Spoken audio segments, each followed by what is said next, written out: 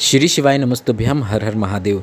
जैसा कि आप सभी को पता है, सावन का महीना और उसके बाद सावन का ही अधिक मास ऐसा संयोग 19 वर्षों के बाद बना है।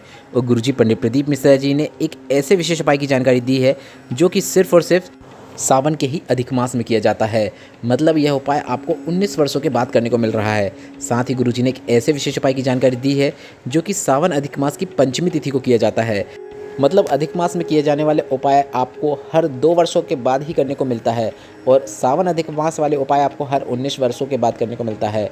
और यह उपाय मात्र कर देने से आपके जीवन से दुख, तकलीफ, कष्ट तो दूर होते ही हैं, साथ में धन संपदा भी इतनी प्राप्त होती है कि आप उसे गिन भी नहीं सकते। गुरुजी ने यहाँ उपायों में इतना तक कहा है कि अगर आप ये उपाय कर देते हैं तो आपको धनवान बनने से कोई भी नहीं रोक सकता। अब इन उपायों को आपको कैसे करना है, आपके जो भी प्रश्न हैं उन सभी प्रश्नों का उत्तर आपको इस वीडियो से प्राप्त होने वाला है। और जो सावन अधिक मास की पंचमी तिथि का उपाय है वह आप सिर्फ और सिर्फ ऐसे दिन कर सकते हैं कि रविवार ना हो, क्योंकि रविवार के दिन आप तुलसी जी का उपाय नहीं कर पाते हैं। तो सावन के अधिक मास की जो पंचमी है वह 5 अगस्त को कितने बजे से शुरू हो रही है, जो कि 6 अगस्त को कितने बजे पूर्ण होगी, यह सभी जानकारी हम आपको इस वीडियो के माध्यम से देने वाले हैं। क्योंकि 6 अगस्त को रविवार है और तुलसी जी के जो उपाय होते हैं वह आप रविवार के दिन नहीं कर पाते हैं। इसलिए इस वीडियो को आप ध्यान से सुनें ताकि आपसे कोई भी उपयोगी जानकारी आपसे ना छूटे। साथ ही साथ हम आपको उपाय भी करके बताएंगे कि यह उपाय आपको किस प्रकार से करना है। पहला उपाय जो है गन्ने के रस वाला उपाय है, जो कि अपार धन प्राप्ति के लिए किया जाता है। इसी उपाय में गुरुजी ने कहा है कि आपको धनवान बनने से कोई नहीं रोक सकता। दूसरा उपाय जो है वह 7 तिथियों में 5 दीपक वाला उपाय है, जो 19 वर्षों में सिर्फ एक बार ही किया जाता है। दोनों उपाय विशेष हैं क्योंकि दोनों उपाय करने से जीवन में धन संबंधित सभी परेशानियाँ तो दूर होती ही हैं, पर साथ में जीवन के कष्ट, तकलीफ, दुख और बीमारियाँ भी दूर हो जाती हैं। सबसे पहले हम आपको 7 तिथियों और 5 दीपक वाला उपाय बता देते हैं। और यह वह उपाय है जिसमें गुरुजी ने कहा है कि यह उपाय करने से जीवन से दुख, तकलीफ, कष्ट और बीमारियां तो दूर होंगे ही, साथ में आपको धन संपदा की भी वृद्धि देखने को मिलती है। क्योंकि यह उपाय आप 7 विशेष तिथियों में कर पाते हैं, जो कि इस प्रकार है: पंचमी, अष्टमी, एकादशी, पूर्णिमा, प्रदोष, अमावस्या और शिवरात्रि के दिन आप यह उपाय कर सकते हैं। पर यह उपाय आप सिर्फ और सिर्फ सावन अधिक मास की ही इन तिथियों में कर सकते हैं। अब अगर आपने यह उपाय पहले इन तिथियों में कर लिया है, मतलब अभी पंचमी भी जा चुकी है, अष्टमी भी जा चुकी है, एकादशी भी जा चुकी है, तो अगर आपने इन तिथियों में यह उपाय को कर लिया है, पूर्णिमा में कर लिया है, तो ऐसा कोई ज़रूरी नहीं है कि आपको 7 ही तिथियों में 5 दीपक वाला उपाय करना है तभी महादेव की आपको कृपा प्राप्त होगी। ऐसा बिल्कुल भी नहीं है।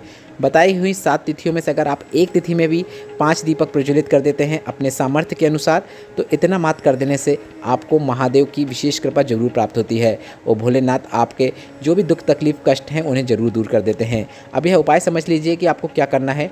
आपको अपने घर में जहाँ पर आप भगवान को विराजित करते हैं उस अपने घर के मंदिर के सामने 5 दीपक रखना है और भगवान के सामने ही इन 5 दीपकों को प्रज्वलित कर देना है। दीपक में आपको घी का उपयोग करना है और लंबी बाती का उपयोग करना है। दीपक प्रज्वलित करने के बाद आप चाहो तो 5 दीपकों को घर के बाहर, जैसे आप दीपावली में दीपक रखते हैं उस प्रकार से अपने घर के बाहर रख सकते हैं। या फिर आप ऐसा भी कर सकते हैं कि एक दीपक को आपने घर के ही मंदिर में छोड़ दिया और बचे हुए 4 दीपक को आपने घर के बाहर रख दिया।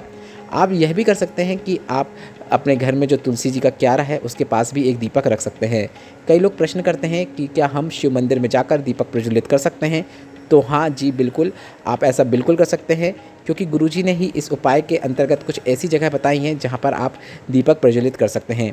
गुरुजी ने बताया आप कोई भी भगवान के मंदिर में जाकर दीपक प्रज्वलित कर सकते हैं, आप कोई भी शिवालय में जाकर दीपक प्रज्वलित कर सकते हैं, आप कोई भी नदी, बावड़ी या फिर नदी का तट है उसके पास भी जाकर आप दीपक प्रज्वलित कर सकते हैं। आप तुलसी जी के क्यारे के पास दीपक प्रज्वलित कर सकते हैं।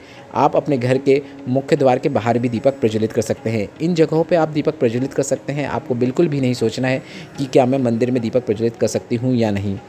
दीपक लगाने के बाद आपको भोलेनाथ का स्मरण करना है। श्री शिवाय नमस्तुभ्यम या फिर नमः शिवाय या फिर ओम नमः शिवाय बोलते हुए भगवान का स्मरण करें और बोलें, भोलेनाथ यह मेरा घर है, आप अपनी दृष्टि मेरे घर पे ज़रूर डालिए और मेरे परिवार का कल्याण कीजिएगा। इस प्रकार से आप बाबा से निवेदन कर सकते हैं, प्रार्थना कर सकते हैं। आप चाहो तो आटे के दीपक भी बना सकते हैं या फिर आपके पास जो मिट्टी के दीपक पहले से रखे हुए हैं उनका भी उपयोग कर सकते हैं। नए दीपक लेने की ज़रूरत नहीं है। आटे का दीपक आप उपयोग कर रहे हैं तो दीपक पूरा ठंडे हो जाने के बाद आप इन दीपकों को गाय को खिला सकते हैं। और मिट्टी के दीपक है तो आप इन्हें वापस संभाल के रख सकते हैं और इनका दोबारा से भी उपयोग कर सकते हैं। और अगर आप अन्य किसी धातु का दीपक लगाना चाहते हैं तो आप वह भी लगा सकते हैं। यह उपाय सिर्फ और सिर्फ सावन अधिक मास की तिथियों में ही किया जाता है, इसलिए यह उपाय की उपयोगिता और अधिक बढ़ जाती है, क्योंकि ऐसा अवसर आपको 19 वर्षों के बाद ही प्राप्त हो रहा है। 19 वर्षों के बाद ही ऐसा सावन आया है कि सावन का अधिक मास भी सावन का ही है। तो ऐसे में आप समझ सकते हैं कि यह उपाय कितना विशेष है। आशा करता हूँ यह उपाय आपको समझ में आ गया होगा और मैंने पूरे आसानी से आपको यह उपाय समझाने की पूरी कोशिश की है। पर अगर अभी भी इस उपाय से संबंधित आपके मन में कोई प्रश्न हो तो वे प्रश्न आप कमेंट के जरिए ज़रूर पूछ लीजिएगा। बढ़ते हैं दूसरे विशेष उपाय की ओर। घर में धन संपदा वृद्धि के लिए, अपार धन प्राप्ति के लिए, और इस उपाय के अंतर्गत गुरुजी ने यह तक कहा है कि यह उपाय करने से आपको धनवान बनने से कोई भी नहीं रोक सकता है। गुरुजी ने एक विशेष अधिक मास की पंचमी तिथि को ही यह उपाय करने को कहा है। अब अधिक मास की पंचमी तिथि अगर रविवार को आ जाए तो ऐसे में यह उपाय आप रविवार को ना करें। अगर पंचमी तिथि की शुरुआत शनिवार के दिन हो रही है तो ऐसे में आप यह उपाय शनिवार के दिन कर सकते हैं। गुरुजी ने इस उपाय के बारे में यहाँ तक कहा है कि इस उपाय को करने से आपको करोड़पति बनने से कोई नहीं रोक सकता है। तो आप समझ सकते हैं गुरुजी ने क्यों इस उपाय में विशेष बल दिया है, सभी से यह उपाय करने को कहा है। और यह उपाय आपको हर 2 साल में करने को मिलता है, क्योंकि यह उपाय सिर्फ और सिर्फ सावन के अधिक मास की पंचमी तिथि को ही किया जाता है। तो अधिक मास जब आता है तभी आप यह उपाय कर सकते हैं। तो हम आपको बताते हैं, अब आप ध्यान से सुने कि अधिक मास की शुरुआत जो पंचमी तिथि है उसकी कब से हो रही है। तो 5 अगस्त मतलब कल का दिन, मतलब शनिवार का दिन, 5 अगस्त शनिवार के दिन सुबह 9:40 से पंचमी तिथि की शुरुआत हो रही है। और यह अगले दिन मतलब 6 अगस्त को सुबह 7:10 तक चलने वाली है। तो आप समझ गए होंगे, 5 अगस्त मतलब शनिवार के दिन आप यह उपाय सुबह 9:40 के बाद कर सकते हैं और शाम के पहले 5 बजे के पहले आप यह उपाय ज़रूर कर लीजिएगा। आपको 7 बार अपना नाम और गोत्र बोलते हुए 7 बार अपने हाथ की हथेली में गन्ने का रस लेते हुए उसे तुलसी जी के क्यारे में मिट्टी में छोड़ना है।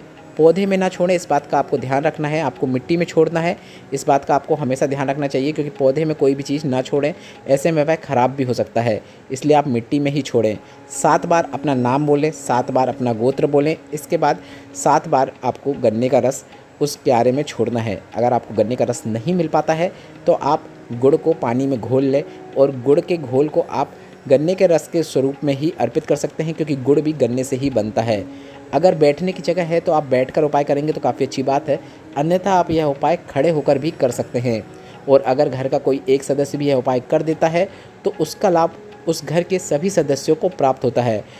तो ऐसा बिल्कुल नहीं है कि यह उपाय घर के सभी अलग अलग सदस्यों को अलग अलग करना जरूरी है, पर आप अपनी आत्मसंतुष्टि के लिए अलग अलग भी उपाय कर सकते हैं।